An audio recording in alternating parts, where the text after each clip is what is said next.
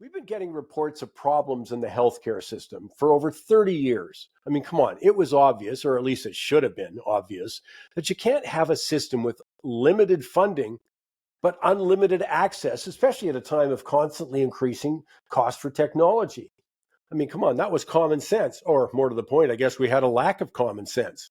And the principal way government handled the financial problems and continues to is with restricting the number of doctors and nurses and, of course, wait times.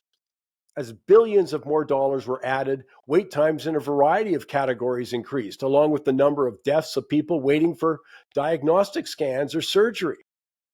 I'm not saying all those deaths, by the way, were due to the wait for a diagnostic scan or surgery, but come on, there was 46,000 who died between fiscal 2021-22 and 2023-24. And that's a minimum, by the way, because not all jurisdictions report, but 46,000.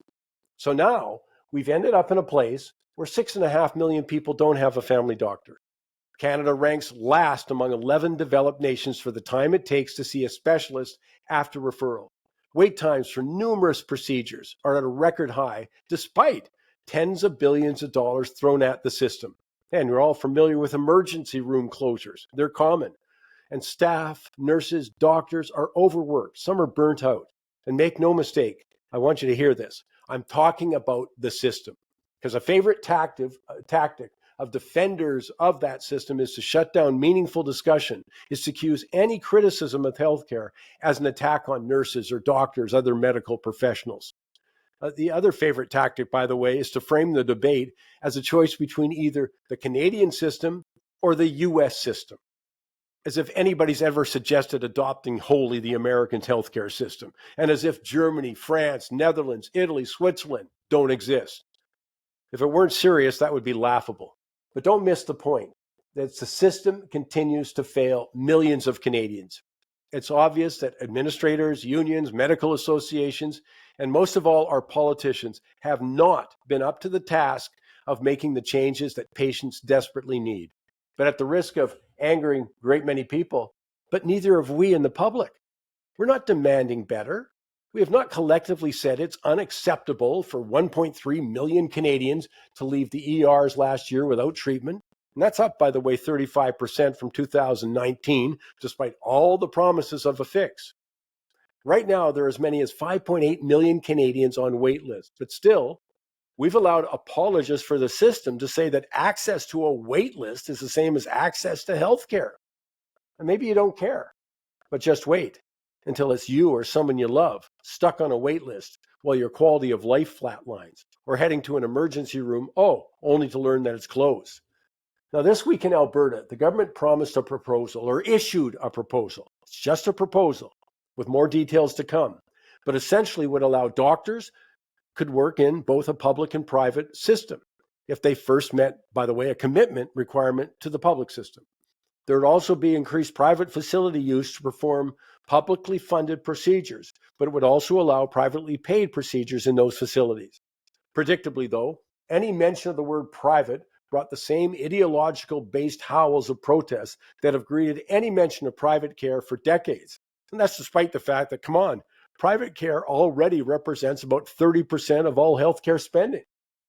And I'm going to add, have you noticed this? It's incredible to see many of the same people who demand government dental care, which takes place entirely in the private sector, decry private care for other treatments.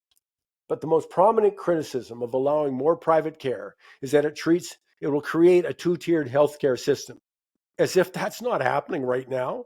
The Medical Tourism Association cites industry projections and surveys estimating 300,000 Canadians annually leave the country in search of more timely surgeries, diagnostics like MRIs, or specialist care. But come on, do you really think that if a cabinet minister or other political leader or union leader needed a hip or knee replacement, they'd actually have to wait a year plus like the most of us? And by the way, neither do injured union workers, federal prisoners, RCMP, members of the military, and refugee claimants, sponsored, convention refugees and immigration detainees. Well, they receive interim federal health coverage that lets them access private care to avoid the medically unacceptable wait times the rest of us endure. And don't fall for the talk of a system that allows both private and public produces poor health outcomes. Now, that may be true in some developing nations, but it's absolutely not among developed countries with hybrid systems. And every country in the OECD has a hybrid system. But countries like Netherlands, France, Germany, Switzerland, Australia, New Zealand have hybrid systems and consistently rank higher than Canada for access, quality care, equity, and overall outcomes, without evidence of broad harm to the public system. Yeah, I'm going to give you more on this in the quote of the week in just a few minutes. So enough, though, with the fear-mongering. We desperately need to have an honest conversation, because until we do, here's an easy prediction. You can throw $5 or $10 billion at the problem, and very little will change.